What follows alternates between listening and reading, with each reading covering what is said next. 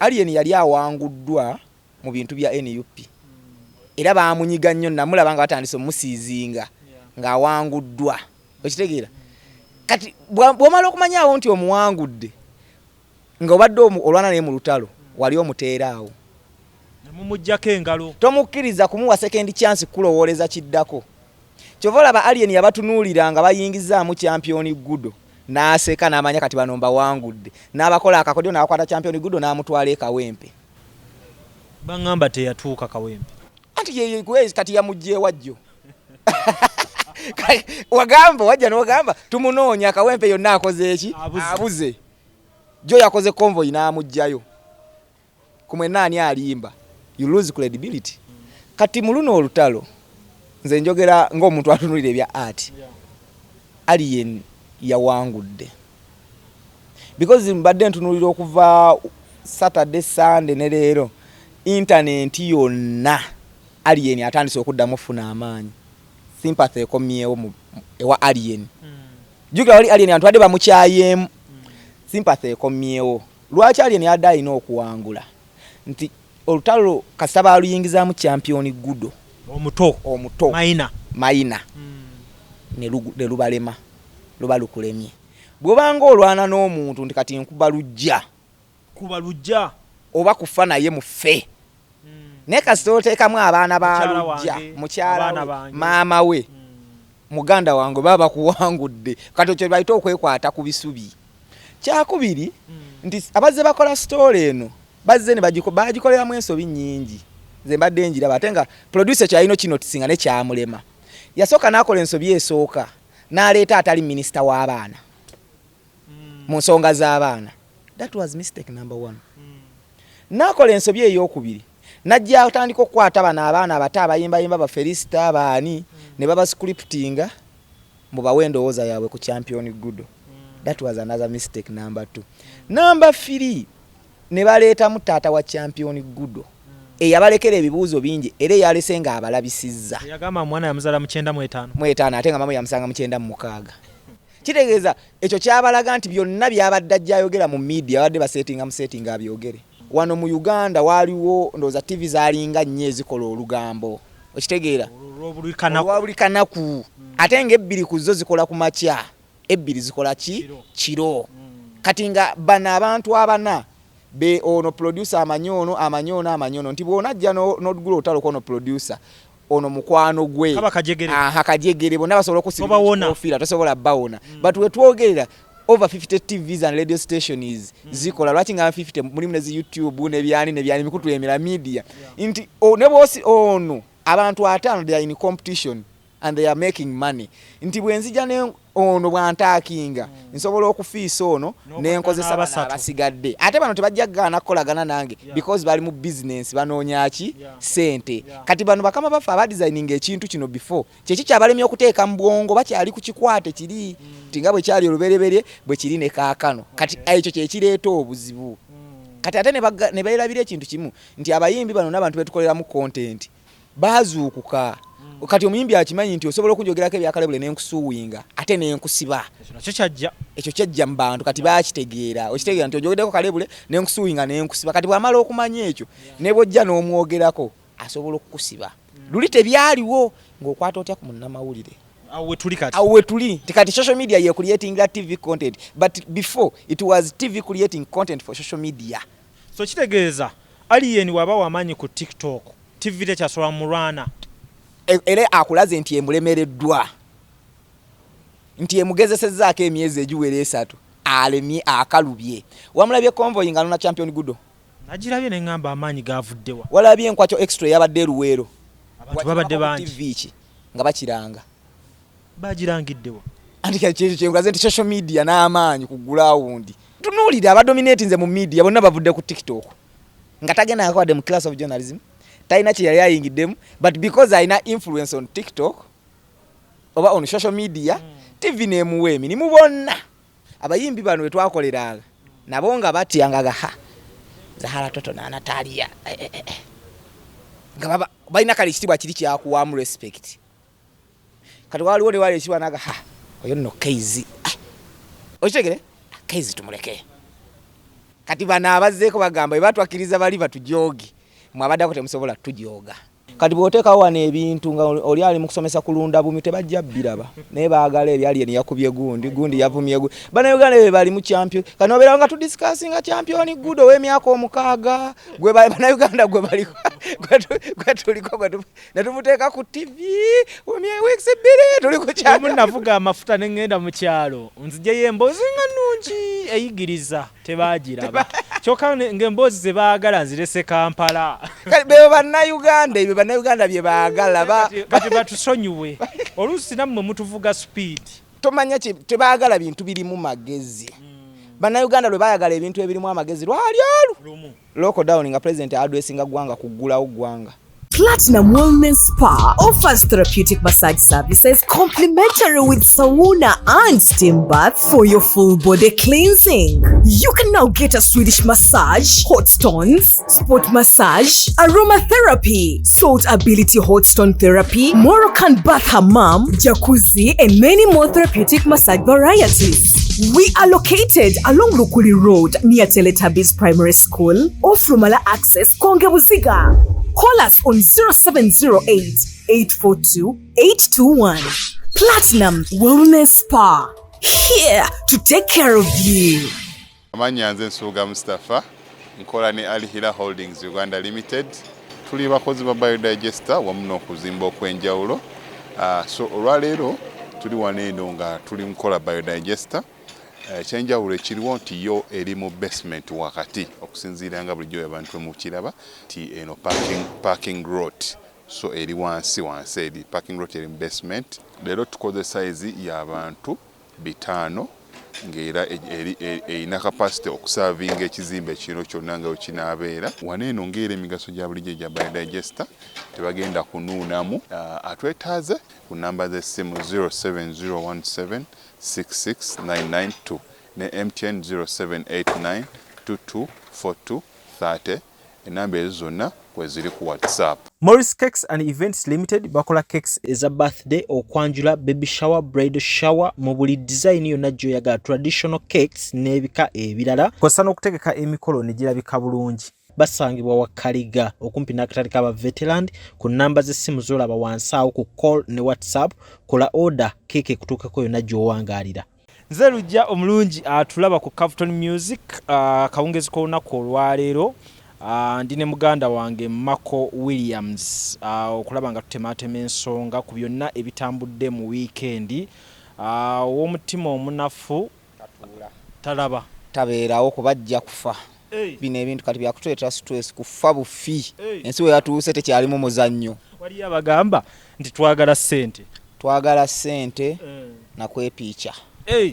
Bibiri muki mu toilet nampera tutandikira akantu tetukyateekamu lodge kwene enkonomi yatabuse tokyetaaga za lodge kati ate onoonya ki mu lodge nga yingira ebbaala gule cupa ya bbiya dda mu kinaabiro kigwe bateekeko akayimba okwepiica nga mwepiica nga godde ewaka nga weebaka. Ye Makko Williams omu ku basigadde abaali ekitalya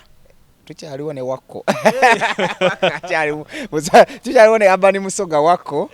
akyaliwo naye nga nja sigalawo nze kasaawa yonna nkimanyi naye ajja kundekawo. Wakko mulaba ali mu lugendo omanyi waliwo wootuuka n'olaba omuntu nga naye ali mu ssaawa egenda kati Wakko naye ali mu ssaawa egenda omu nja kubeerawo nzekka nga nze nnyumya sitoola Kampala ey'ekitalya. nomanyi nti atu bamanyi nti okyali kusanyuka emyezi kati 9 sanyuka navaayo sebo last year emyezi 9 kati nkola byange sikyali mu stress z'amawulire singa nali nkyali kusanyuka singa era bandaba ne kati sikyali mu stress z'amawulire nkola byange nina omukutu gwa Emus Media kwembeera n'enkola ebyange so kati nze navaayo nga ndaba akaseera kange kemazeeko mu TV kammala nga neetaaga nkola ebyange. Bw'okolera ennyo mukamaawo ate tofuuka nannyini kampani buli omu yeetaaga atandika ebyo. Oluvannyuma lwa nali ndi awo nalina akasolo ke nawulira ne baŋŋamba nti singa olwaleero ofa omwana we ayinza okusikira ekifo kyo kati nenvaayo ndaba oba omwana wange anaakisikira kasita teyakisikira ne manya nti akasolo kaali katuufu. Kwa nali nvuddeyo ndaba banaga omwana wange jangu okolewe watatawo waabadde. So gwe noota TV n'osigala e Kampala? Nsigala e Kampala nkola emirimu gyange mpola mpola. Ndi mukulembeze Kayunga nalondebwa nalayira ate nga ngenda kwesimbawo ku parliament 2026 so kati ebyokola nkyayina bingi eggwanga lino tulina okulanga tulikyusa ndi omu ku balina okukyusa eggwanga kati so lwaki mmomba nga nina okukyusa eggwanga nina kusooka kufugako mu parliament nina okuteesezaako ku bantu bange mbawe ku bibazimba ate Kampala wakyaliwo ebyokwogera bingi ni art industry tukyalina okutereeza bannamawulire abato abazze tubabuli eki kye balina okukola okwewala okukubwa kati oli omu ku bajjajja be tulina kati sinyeera naye era kati nsobola obbabulira ne bakitegera kuba kati nasibwako nina history amala nti amawulire gasibwa azisakitaba kalebule naye waliwo woogamba nti obuuse layini waliwo olina okukoma sobola okkeera enkya ne nkwata mu lujja ne muyisaamu eggaali naye singa ate muyingira intu mubulamu bwange n'onsima kuba buli omu abeera ne weakness point ye mu bulamu abantu abamu kye batamanyi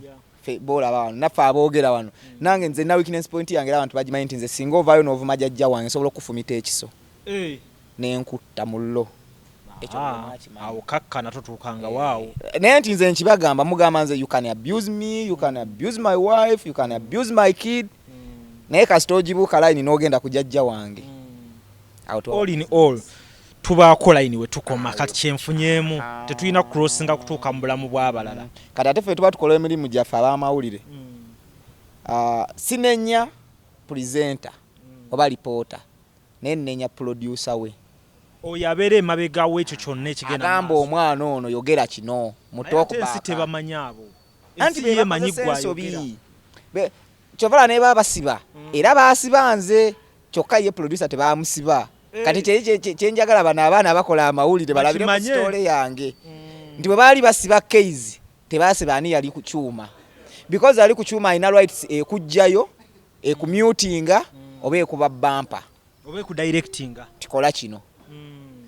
naye waliwo olusi we tubala ku mpewo olusi n'oyogera ebintu nga bibyo nga ggwe anti ne bw'oba oyogedde ebintu nga bibyo nga ggwe producer wo kimukakatako kugamba awo oyo kyezza clear the air tereza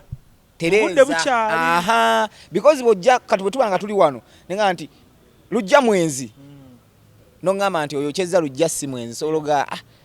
omusajja naye alayika si mwenzi bamuwaayiriza ekitegeera n'enkola statement back statement ejjayo kiri kyemba njogedde naye kati ebiseera ebisinga nti bo bano baproducer baffe abantu abo babeera ku kyuma bafa nnyo ku kye bayita trending oba sho ezimu bazizimbye nga kyezirina okutuwa anti ezo bazizimba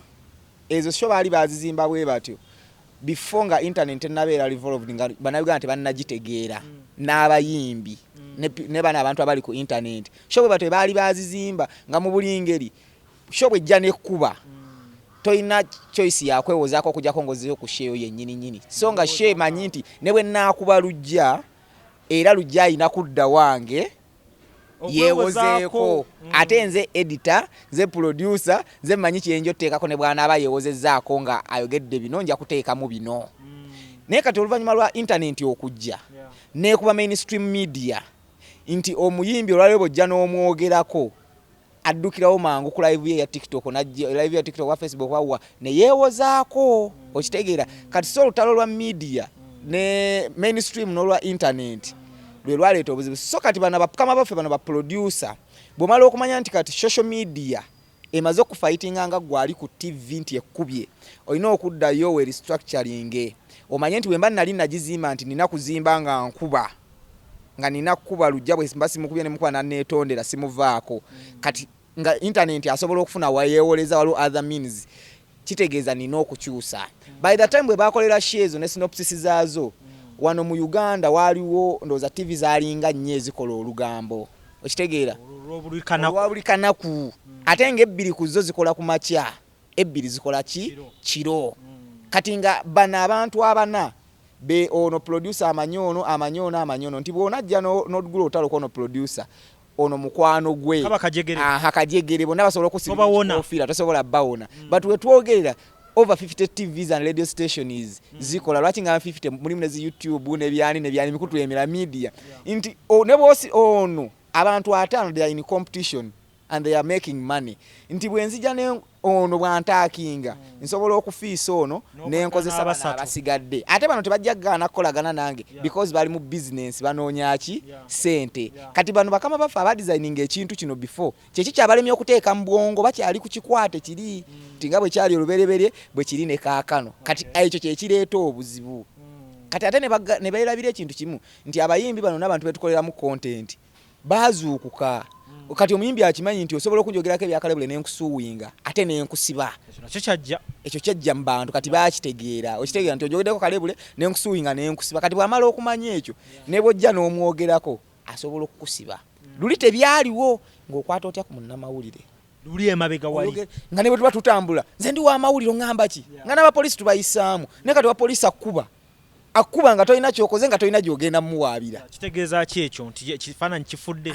Nti kati ow'amawulire ekisooka kati ow'amawulire ayisitwamu nnyo amaaso talinawo wadde kye bayita respect. Okitegeera? Ani agimuggyeko? Nti ekisooka ffe nnyini twasooka ne tujejjako. Ab'amawulire. Ffe nnyini ng'ab'amawulire ba journalist. Twejjako respect. Koteekana bano abagayingidde ne twejjako. Kyakubiri. System ne employing abantu abatasomyeko abatagamanyiko nga talina kyagategeerako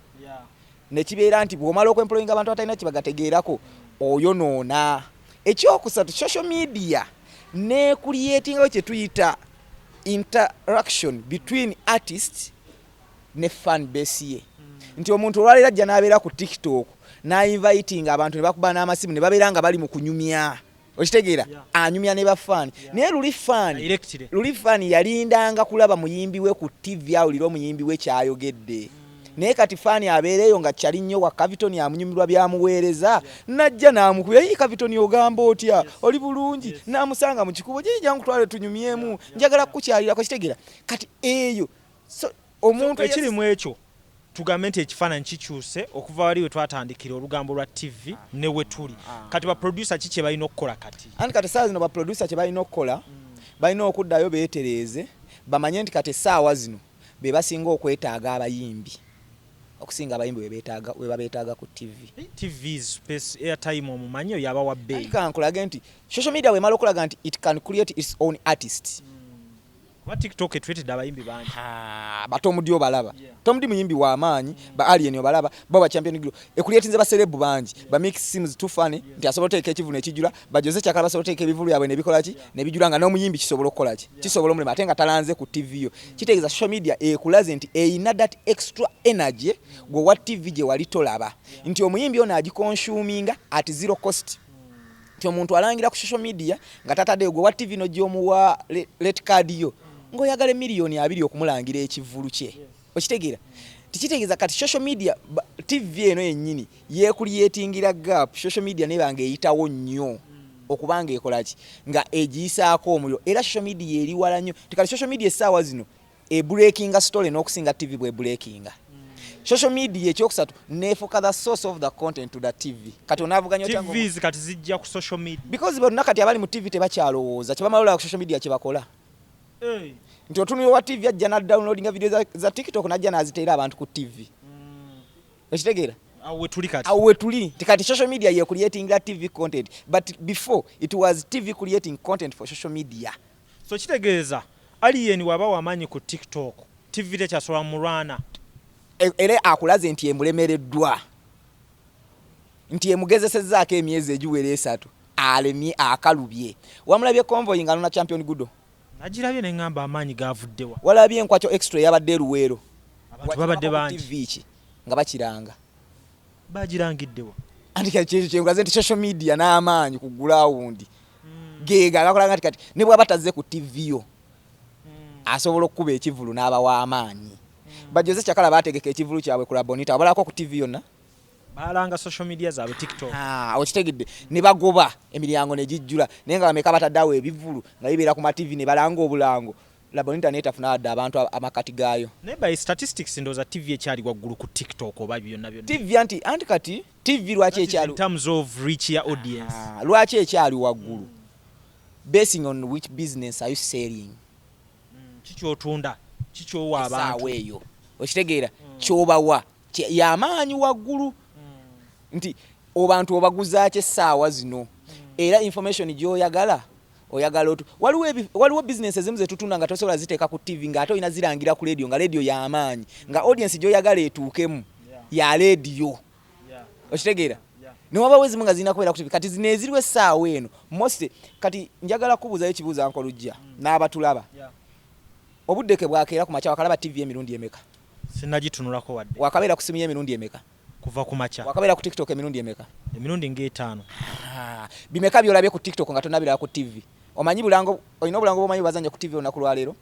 sina kyemanyi ku TV ne ku TikTok bonna video buyiseeko okoze eki obulabye ne bu advert bwabo kikulaga nti kati essaawa zino kino kye twabagamba nti modern science adduse nnyo kati okulaba nga akuba analog system nga yonna weeriwo era abantu abaliwo balina okubanga bakimanyi nti kati social media reach out kyebula naawe bakama bafa ab'employing nga abagaba emirimu oba mu TV oba biki baagala balina numbers bakujja eno ku social media era lwaki bw'oba oyagala okundaga bwe baba bagamba nti TV z'amaanyi lwaki tebakuliatinga their own talent tunulira TV ezisinga kati abakola show za entertainment kyegamba nti they employed abantu abatasomye abaana bangi gye bali mu university basomye journalism tebasobola muwa mulimu naye asobola ogenda ku TikTok n'aba ekiwala ekirina numbers n'akyeta n'akiwa kikole show ku TV bye kiri bameka bumanyi nkuweyo bameka tubamenya manya bati njagala kulaga ko kati tunulira bonna sazino kati tunulira abadominate nze mu media bonna bavudde ku TikTok nga tagenda yakwadde mu class of journalism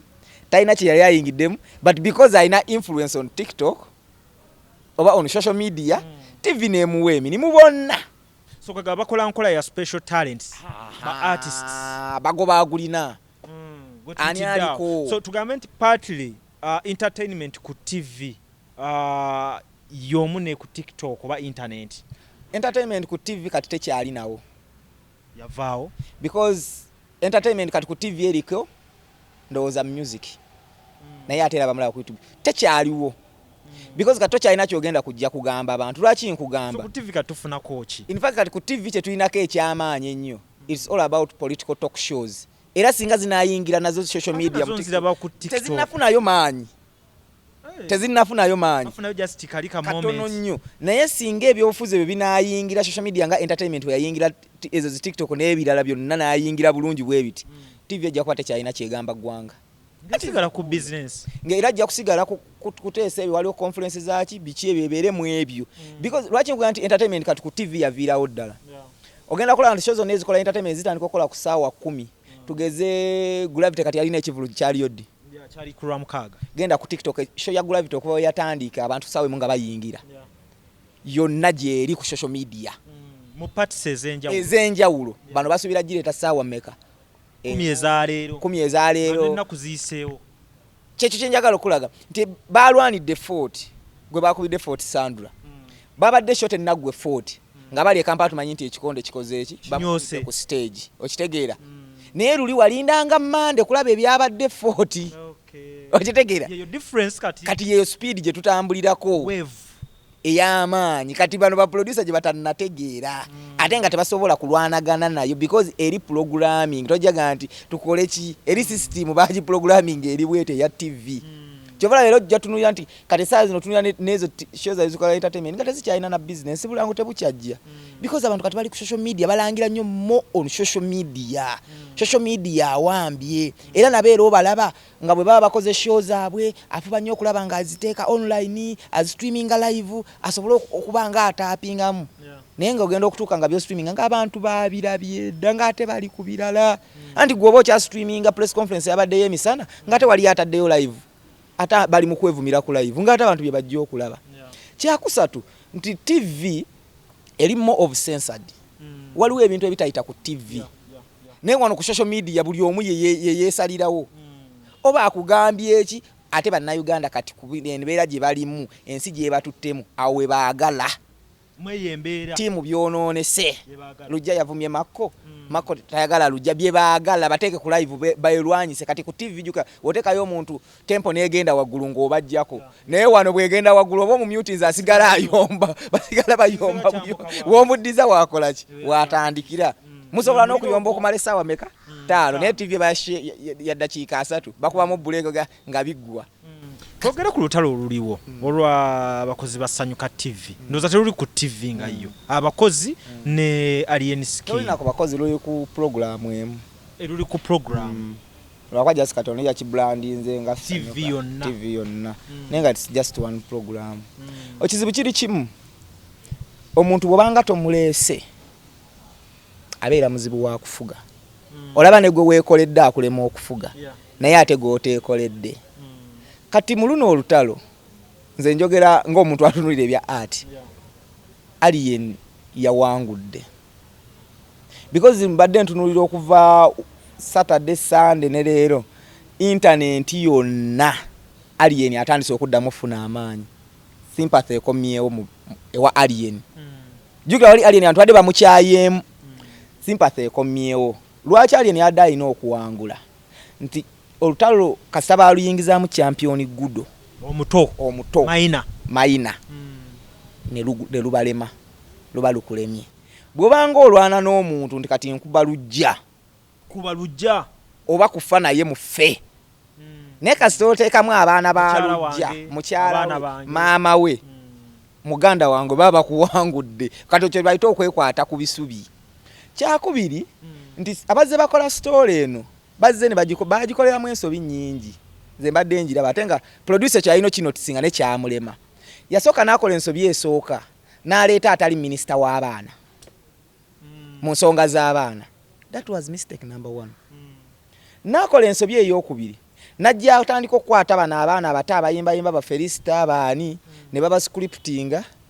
mu bawendowooza yaabwe ku champion gudo. That was another mistake number 2. Number 3 ne baleetamu taata wa champion gudo eyabalekera ebibuuzo bingi era yalese nga abalabisizza. Yagamba mwana yamuzala mu 9 ate nga mama yamusanga mu 9 kitegeeza ekyo kyabalaga nti byonna byabadde ajja ayogera mu media abadde basettinga abyogere. Kyakusatu fenna tulina background ezitali nnungi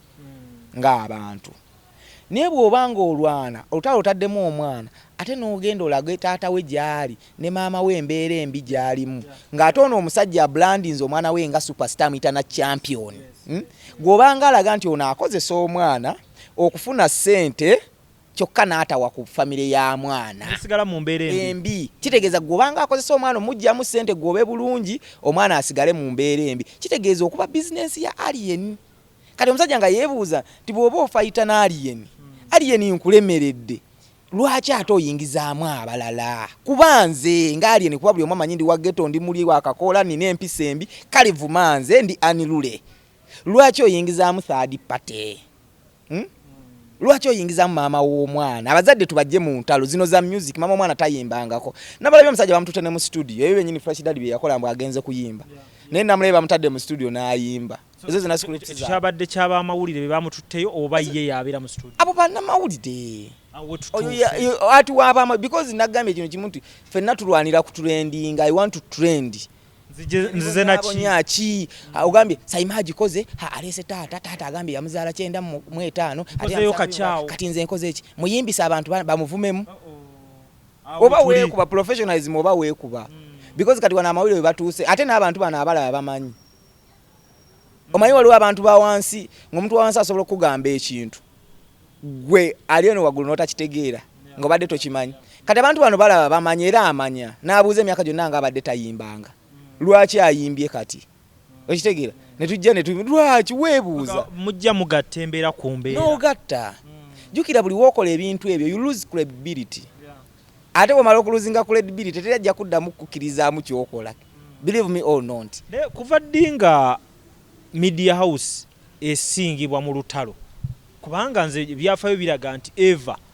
omuntu ye media yesigala waggulu anti nkugambye nti ebyafaayo bizze biraga nti eva media yesigala waggulu naye ebyo ebyafaayo bye tuliko bikadde mu biseera biri okitegeera essaawa zino okusinga omuntu teweetaaga kufuna 10 ku 10 ne 51% esobola okusingisa omuntu ng'omalisa ku 49. Kyekiri kyenkugambye nti media house alien yali awanguddwa mu bintu bya NUP era baamunyiga nnyo namulaba nga batandise omusiizinga ng'awanguddwa okitegeera kati bw'omala okumanya awo nti omuwangudde ng'obadde olwana naye mu lutalo wali omuteeraawo mumujjako engalo tomukkiriza kumuwa second chance kulowooleza kiddako Kyovola ba alien yabatunuulira nga bayingizaamu champion gudo n'aseka n'amanya kati bano mbawangudde n'abakola akakodyo n'akwata champion gudo n'amutwala ekawempe bangamba teyatuuka kawempe anti ye kati yamujje wajjo wagamba wajja n'ogamba tumunoonya akawempe yonna akoze eki abuze jo yakoze convoy n'amujjayo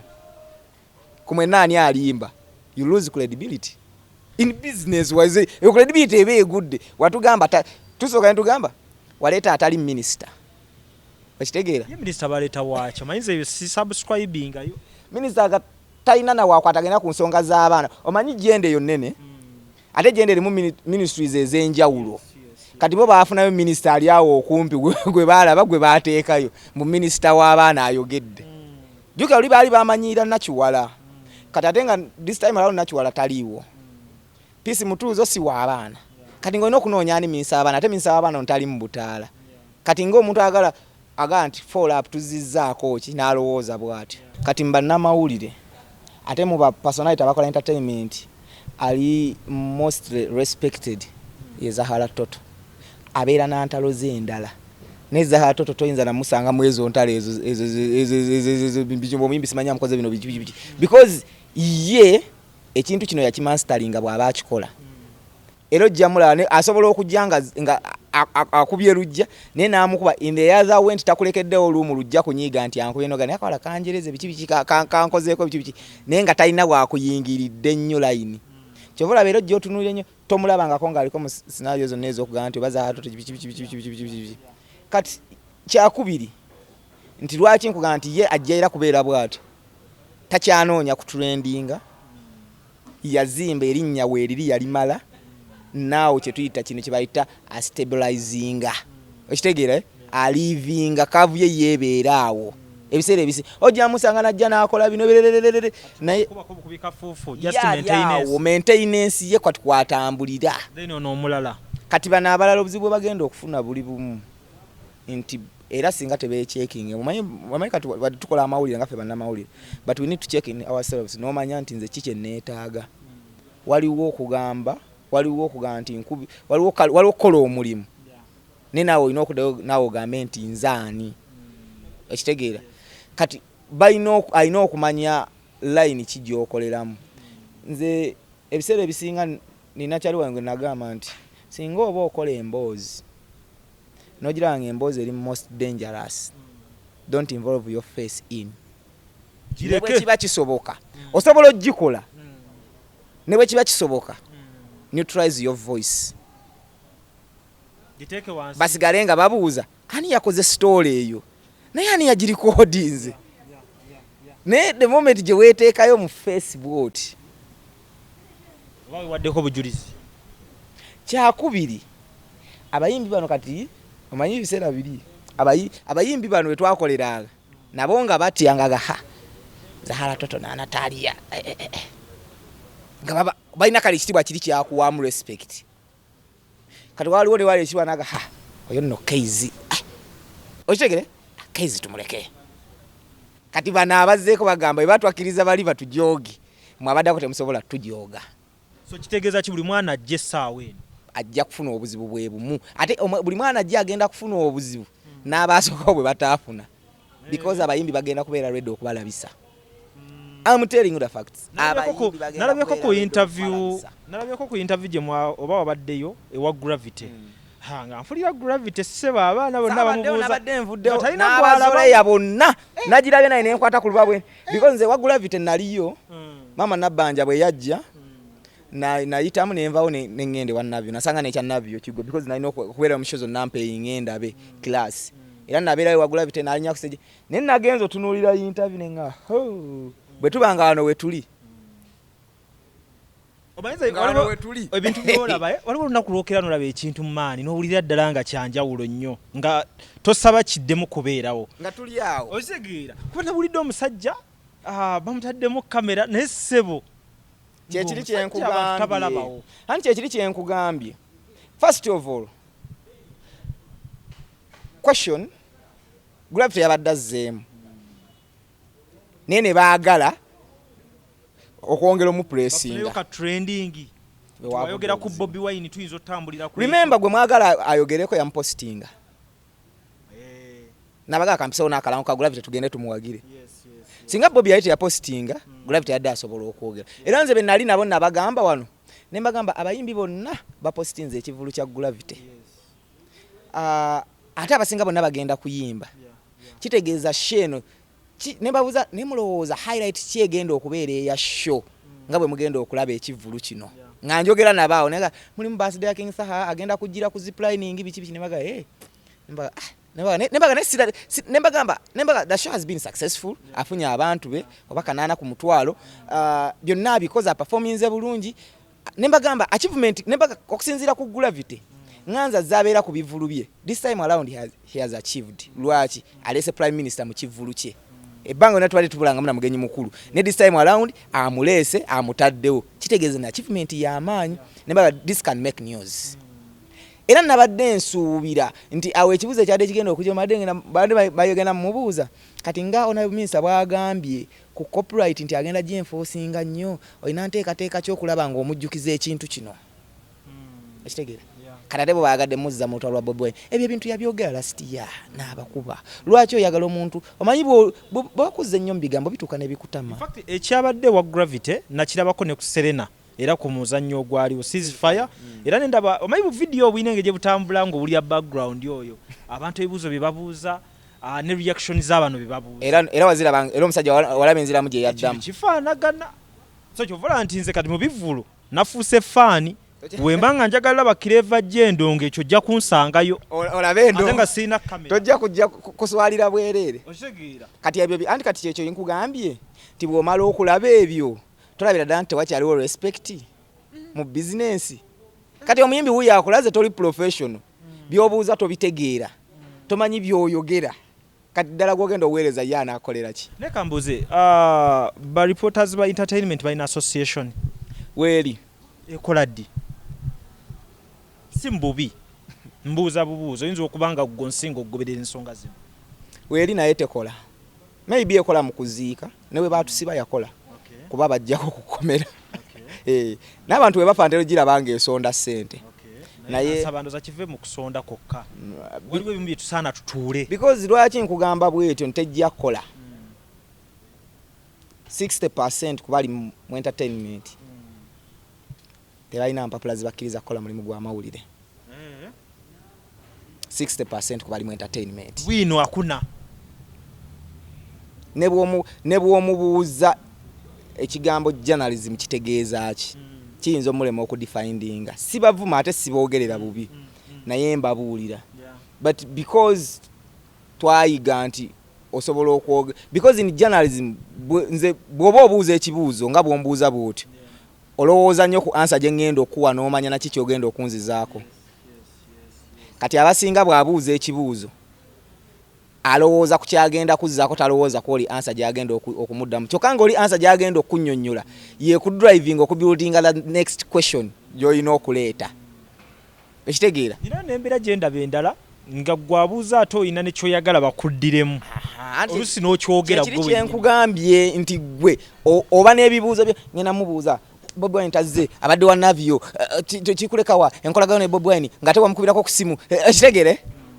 nenku mbuuza Bobby Wine tazze abadde wa navio naye yakupostinze oli otya kubanga yakupostinze naga abantu bajje bakuwagire bwe mala okuddamu bwempulira okitegeera n'ogamba oli otya kubanga mwenna ba hip hop artist navio naawe you had a successful show on the same day bikulu nnyo n'ebyo okitegeera kati kyakusatu buli wooba obuuza omuntu interview weewalanga nnyo okutandikira ku high tempo when you are interviewing someone tandikira wansi ng'omubuuza byayagala mwongerera kyolina gwe kyoyagala ekitutrendinga and something to trend tekikwetagisa kubuuza ebibuuzo bingi okutrendinga just you need one hook to make your story trending kyonna ne kivaayo bulungi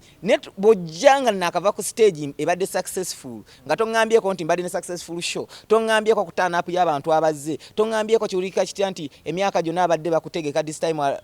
last year bakutegeka this time around weetegese kitegere tobimbuuzizza n'ombuuza bubuuza ti Bobby Wine yatugamba obadde omukubira amasimu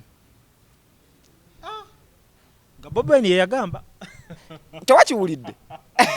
Praising bweto bwe yabadde. Nze ka video ke nalabye. Era nagambira nti wano yadde era ayina obbawa. Kati okubalaga nti ate ye tayagala mmanya. Ate n'atandika bajerega. Jamu bichaini bigenda kulwaza kansa. Natandika n'okubatunulira obutungo oli abuuza ekibuuzo n'atunula eri amulabe yaani oyo. Okitegeera. God, ekintu kino omuntu bwakugamba jamu chain egenda kulwaza kansa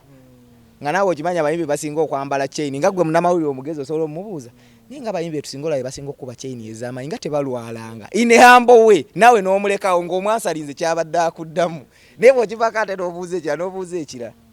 kyebala kati nange ebiseera bisingira nga babuuze naye neekolera ebyange.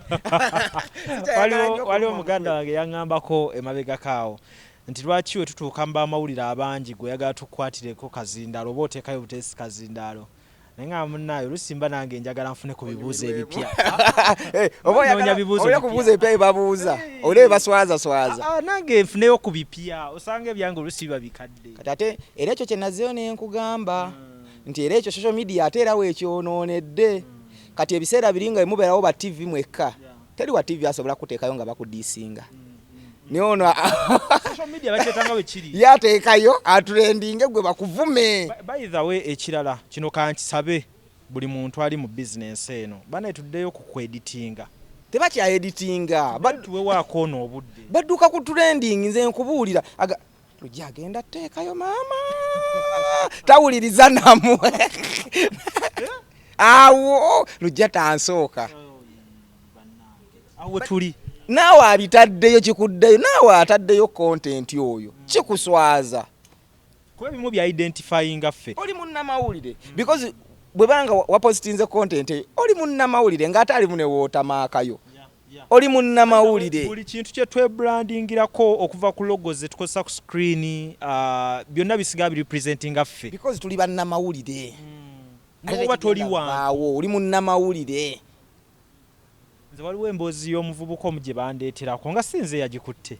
naye ne respectinga fact nti nyina omuntu asobola okunyambako we sitali nengikozesa kumba omuvubuka muli yali agamaze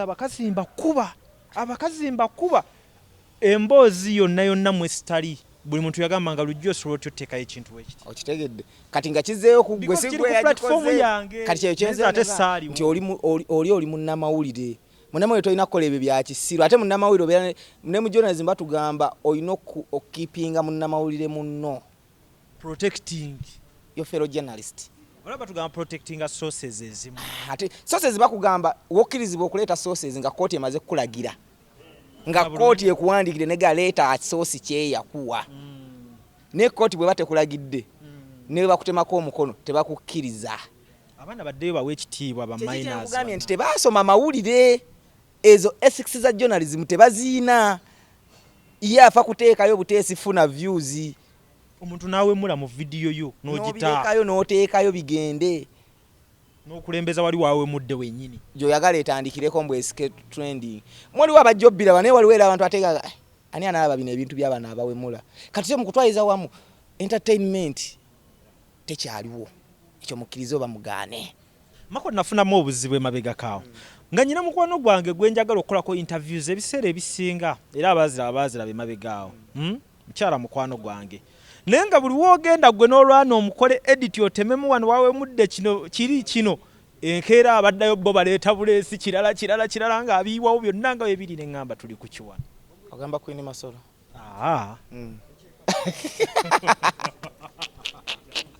abadde sitidde andi kati kyeri kyenkugambye amanyi nyina emikwano mingi emikyala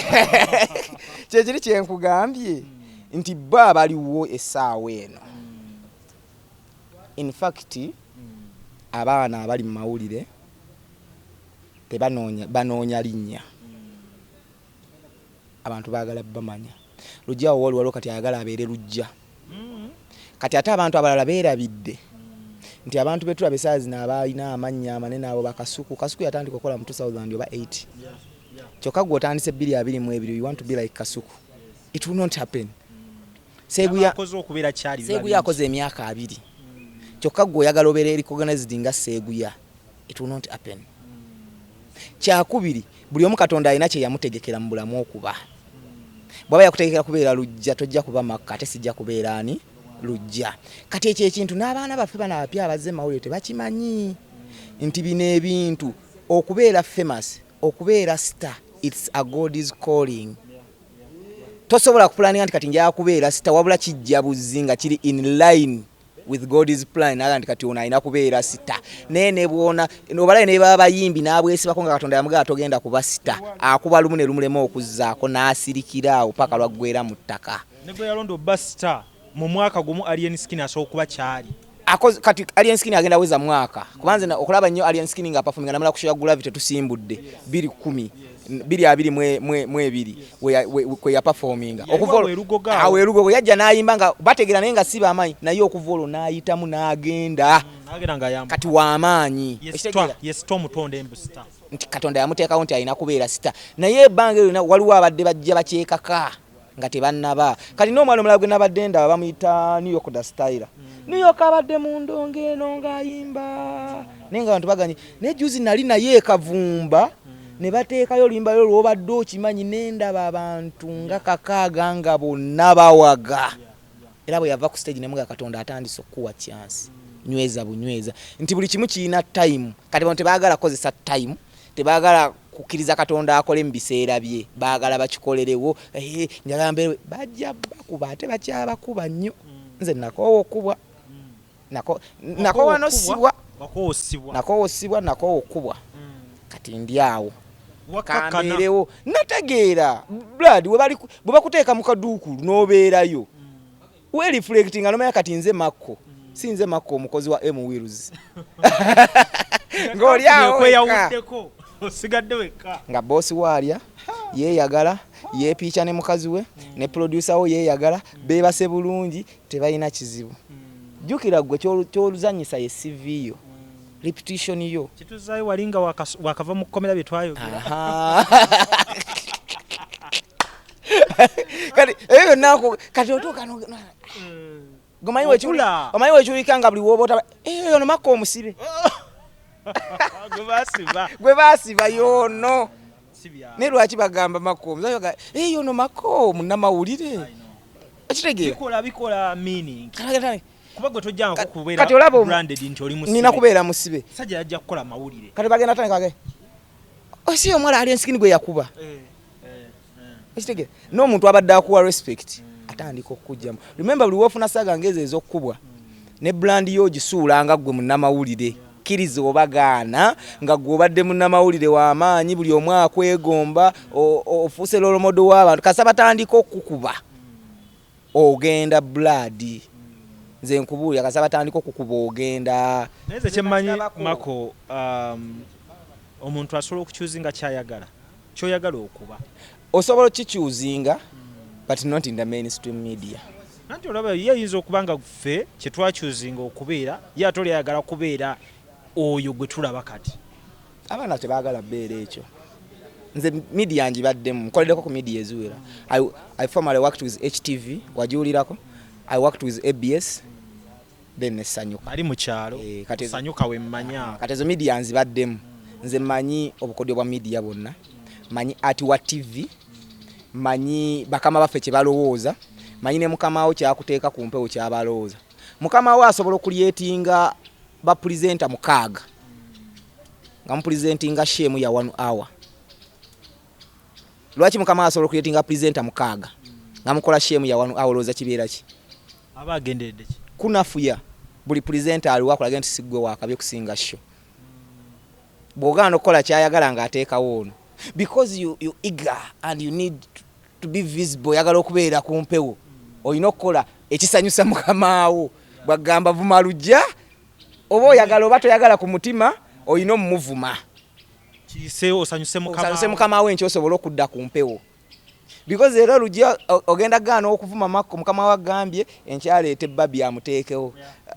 oluddako aleete namammonda akoleki amuteekewo kati ezo zonna siyole kati fe tuzitegeera abaddeko mu TV era nsobola okumanya nti kati ono ekyamuteesezaawo ono bamukola bwe bati ono bamukola bwe bati kati mukama wo n'abeera nga akunafuya kati ate mukama wo ono gwakutaddeko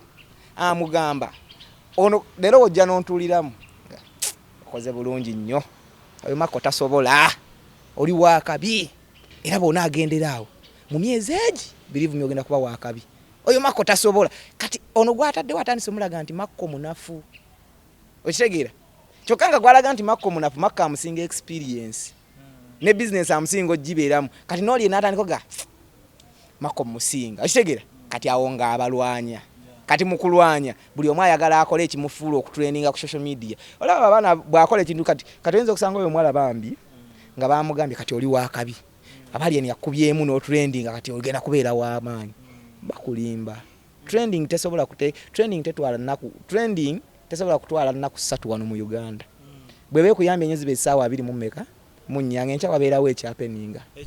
ekirala wano mu Uganda ng'encha wabeerawo ekyapeninga kati remember gwe bakikoze ebintu ebyo bisigalayo tugenda mu office ez'enjawulo corporate company okusaba business ez'enjawulo okubiddinga nono talina mpisa abeera avuma abantu kati ate kira kimu gye mutamanyi mu emirimu gye tukola egyokola olugambo teri muntu akwesiga wallahi bila teri asobola kwesiga because baba manyi byokola bituufu nti nsobola okwesiga n'ekyama kyange nkya n'okyogera oba wa lugambo kati bwe obuzibu bwe tulina mu business eno tutalaba eno ate gwe abamanyi engeri gy'obeeramu mu bulamu bwo obwewaka oba olidde oba tolidde kati omuntu akole ki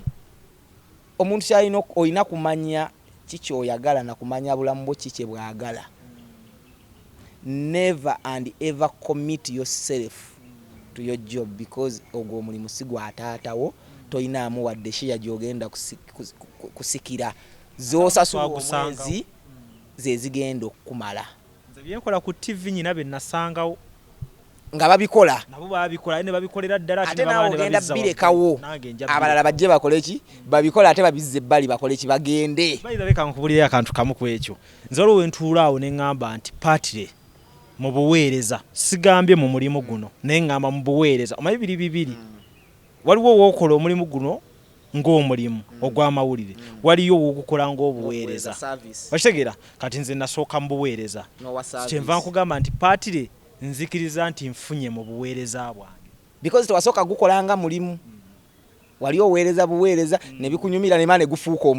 omulimu kati fe abasinga obuzibu bwe tufuna ne tujja tuzze kukola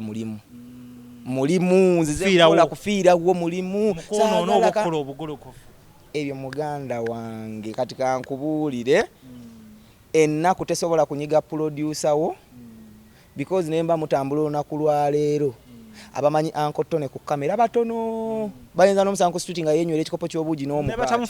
nga teri amanyi nti ankotone abeere mabega wa Caviton nelujja ng'oli akagaati n'ekikopo ky'obuugi ku street ensonga afaananyi kalume nze victim kati gwe bayita face ya TV buli kyoba okola mala kiddayo kireflectinga ku bulamu bwo gwe gwe kireflectinga ku bulamu bwo imagine awe basindikidde omwana oyo singa yagudde bubi n'amenyeko omugulu singa ali mu ddwaliro okimanyi ekyo Makko bintu bibeera bingi naye nga tumaliriza olutalo luno mpayo ebigambo kimu 2 3 ku lutalo luno generally nga we luli olutalo we luli alien yaluwangudde oluvannyuma lwa alien okuluwangula lukubye credibility ya TVM egudde nagenza okulaba nga mukama we batandise omuvuma nnyo ku social media bamukolamu bu video bamukolamu ebintu ebingi ebyekisiru kati so olutalo nze naalisabye abalutandika waliwo mu bulamu waliwo kyetugamba nti accept the defeat they should accept nti omusajja atuwangudde bamuggyeko engalo bamute ate nga nkubuulira nga ndi wano mu weeks 2 nze nga bwe manyi boosi waabwe agenda bagamba temuddamu kwogera ku mwana oyo mumuveeko temuddamu namukolako story yonna emwefaanaanyiriza mumwesonyiwe so naye kino kigenda leka wanga bo bannamawulire because mu bulamu twetaaga abantu lujja nze nkubuulira teweetaaga mulimu you need people mu buli kyokola weetaaga abantu be bagenda okukubeererawo waliwo omuntu omu yaŋŋamba nti omanyi kati fe bw'oba ovuddeko mu TV omanya obeera mu TV ng'osobola okubira kamiri n'akwata n'okubewa bebe n'okubewa kireba n'okubewa jostede n'okubewa gulavite n'okubewa ani okitegeere nga bonna bakwata naye olunaku lw'ova mu TV nga tokyakolera TV that's the day when you test for the reality amazima amatuufu gwe wali olowooza nti kyaliwo nga wali omukolera buli kyayagala nga wakubira obeerawo 24/7 ogenda olaba nti because wobeera mu TV nze nabeeranga mu TV ng'olunaku nsobola okurisiivinga calls nga 10 mu artists ab'enjawulo abantu ab'enjawulo ne bwe nava ku TV mu wiiki emu nagenda nga tezikyawera 2 nagenda nga zigweddewo nenga this is the reality nenga kati eno ye reality kati awo nenjitegeera kati kyeki kyeŋŋamba abantu ng'okyali awo oba tomanyi reality niyo olunaku lw'ofuluma n'ofeezi nga nodda ebweru ozuula kye bayita reality but reality eyo enyiga nnyo kijja kubeerera kizibu nnyo ng'omuntu gwe wali okyunya gwe wali olaba nti olw'okuba wali okola mulimu ate omusanze ebweru gw'olina ky'oyagala life will be very hard for you oba teebereza kale mutambulira mu kamera ogenzeeko n'emikwano gyo outing obadde tomanyi n'omugwamu nakkubirayo oba nakkola ekintu ate abantu abo balina ababaagala gwoyinza okutunulira alien ng'omulaba ng'omuyimbi but alien alina abantu abamudipendingako awo balinga 50 ate n'abo 50 balina family mu bantu abo omuntu ayinza okusanga nga si alien yakusanze nakkuba ekikonde nga tomanyi nansonga lwaki akkuba ekikonde nekikuwogola oluba oba n'akumenya omukono oba n'akutomera naye nga tomanyi lwaki akutomedde okitegeera kati ebiseera ebisinga tulina okumanya tukole omulimu but never cross the line. Okay, kikulu nnyo ekyo Makko tosaana kukikongerako.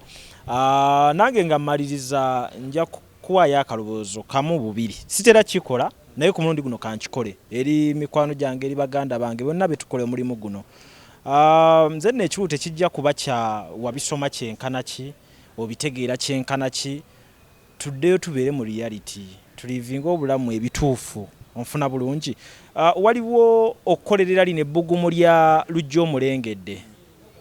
ate era mmanyi wakati mu mbeera nga bino byonna bihappeninga eriyo n'abagamba alien wamukozeeko ababeerawo abo baani abawuzi b'obunyama abo babeerawo bangi batulipira etokota abo balipira etokota kiwakoze kamiliyoni oli w'amaanyi gwasinga okimanyi gwatulendinga kyeki kyenagabaga gwatulendinga ne trending bagirya fanti batugamba okimanyi okuva mwavudde mukomera kati mwe mutulendinga buli omu abamanyi amanyiiko ki gwomanyi background ya nti kati eriko kukomera omanyi kyekitegeera so ng'ate ffe eno side endala abamu abatayagala kukolerera trending wosanga omuntu so kyokugamba nti olaba kyewakoze ono ogenda okulaba ng'ataano agakuwadde akuwayo Makko nkwagala nnyo mbuzeeko genda onywemu soda abaaka bali bulungi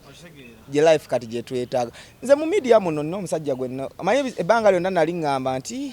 Uncle Douglas ye wa muzigo nnyo ne Douglas alina engeri gy'alivingamu obulamu bwe buli munnamawulire yali badde alabira ku Douglas Lwanga engeri Douglas gye yeetwalamu n'abantu buli munnamawulire yali badde agirabirako nti ebbanga lyonna lyakoze kizibu nnyo okusanga Douglas ng'omuntu amuyisizaamu eggaali okitegeera social media tewoneka naye kizibu nnyo however much era kyovola abayimbi bajja ne bamuyimbira ne bamukolera ebintu ne bamukolera kizibu nnyo because bamumanyi kati buli munnamawulire yali badde at least abeera bwato ne ye branding ate nga Douglas be batandika ebintu by'olutale by'entale ebyo niyo olaba ye yabitandika n'abifeezinga Makko because yasooka kyaza Bebekulu n'avuma Bobby enja n'aleeta Bobby okitegeera be babitandika ne wano ne Shiba press conference era olaba nti yakirimu naye nga kitegeerekeka nti balina kiteeka mu bantu beno business okitegeera afuta nadda wabbali abasigadde ne bavuga fayiro barenewe byonna byonna bibeeramu yensi mwe tuli ensi ejja kubanga etuyigiriza kumutendera omanyi ebimu tetubyevuma nabyo luba lugendo tuba tuyiga bajja kujjamu ow'amawulire eriiso tukomaawo nze lujja ne Makko Makko musajja mugezi tujja kubanga tusisinkana ya musajja mugezi tujja kubanga tujja twogeremuko ebigambo tulabe ebibeera bitambudde byotategedde twali tujja kwogera ku shows nga bwe zatambudde navyo ne gravity naye kati tujjewo omulama gwa kino nakyo kikulu nnyo nsabira obubaka bwere nga butuuka ku mikwano gyaffe abakola ebintu bino ate nammwe abatuwagira manyi n'abawagizi abo bagambe akasembayo microphone yiino anti kati babawagizi nina bagamba ekintu kimu nti abamawulire mu basonyiwe ebintu ebimu bye mulowooza bye bakola si bye bakola ne basanyusa mu abalabi muleme kwebowa because naye bwakola ebintu ne bitakunyumira enkya todda kulaba TV ye bibakako kubakolera ebyo kuba namwe mwagala byononese Uganda bonna abali mu basiru Uganda ya siru wala buli alimu musiru ate abasingamu obusiru baagala kulaba bya kisiru. Kati bw'oteekawo wano ebintu nga oli ali mu kusomesa kulunda bumi tebajja biraba naye baagala ebyali yakubye gundi yavumye Bannayuganda be bali mu champion kati nobeera nga tudiscussing champion good ow'emyaka 6 gwe Bannayuganda gwe bali gwe tuliko ne tumuteeka ku TV weeks 2 tuli ku champion. Navuga amafuta ne ngenda mu kyalo nzijeyo emboozi nga nnungi eyigiriza tebaagiraba kyokka ng'emboozi ze baagala nzirese Kampala. Be Bannayuganda bye baagala kati batusonyiwe oluusi nammwe mutuvuga speed tomanya tebaagala bintu birimu magezi. Bannayuganda lwe baayagala ebintu ebirimu amagezi lwali olu lockdown nga president addressinga ggwanga kuggulawo ggwanga tubatadde akumata kumira mpeera. Amanya nze Nsuuga Mustafa nkola ne Eyali Holdings Uganda Limited. Tuli bakozi ba biodigester wamu n'okuzimba okw'enjawulo. So olwaleero tuli wano eno nga tuli nkola biodigester. Ekyenjawulo ekiriwo nti yo eri mu basement wakati okusinziira nga bulijjo abantu mu kiraba ti eno parking lot. So eri wansi eri parking lot eri mu basement. Leero tukoze size y'abantu 5 ng'era erina capacity okusavinga ekizimbe kino kyonna nga wekinaabeera. Wano eno ng'era emigaso gya bulijjo gya biodigester tebagenda kunuunamu. Atwetaaze ku namba z'essimu 07017669992 ne MTN 0789224230. Enamba ezo zonna kweziri ku WhatsApp.